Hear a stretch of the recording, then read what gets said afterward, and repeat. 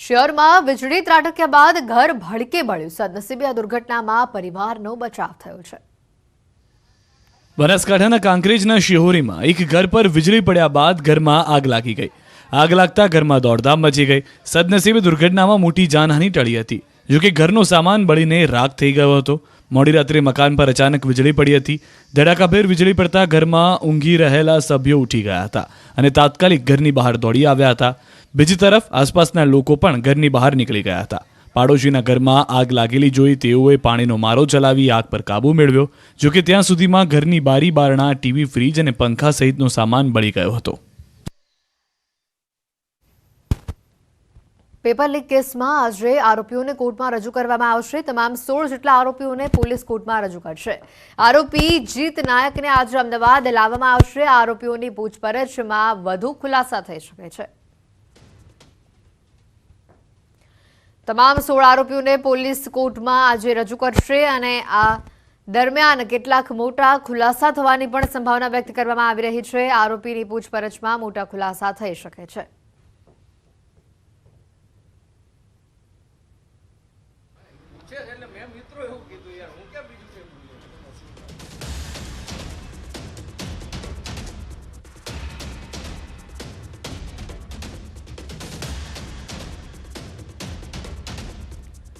Paper leak કેસમાં એટીએસે કેટલાક ખુલાસા કર્યા છે. હૈદરાબાદના પ્રિન્ટિંગ પ્રેસમાંથી પેપર લીક થયું હોવાનું જાણવા મળ્યું. માત્ર 30,000માં યુવાનોના ભવિષ્ય સાથે ખેલવાડ કરવામાં આવ્યું. 9.5 લાખ યુવાનોની મહેનત પર આ 30,000 રૂપિયા ભારે પડ્યા. હૈદરાબાદ પ્રિન્ટિંગ પ્રેસમાંથી 30,000માં પેપર લીક થયું. પ્રિન્ટિંગ પ્રેસના લેબર જીત નાયકે પેપર લીક કર્યું. લેબરે માત્ર 30,000માં પેપર પ્રદીપ નાયકને આપ્યું. જીત અને પ્રદીપ બંને ઓડિશાના છે અને એકબીજાના સંપર્કમાં હતા. પ્રદીપ પાસેથી આ પેપર કુખ્યાત મુરારી પાસવાન પાસે પહોંચ્યું. મુરારી અને ભાસ્કર ચૌધરી સંપર્કમાં હતા. મુરારી બિહારનો અને ભાસ્કર ઝારખંડનો છે. ભાસ્કર ચૌધરી સાથે જોડાયેલી છે ગુજરાતની પેપર ફોડ ટોળકી.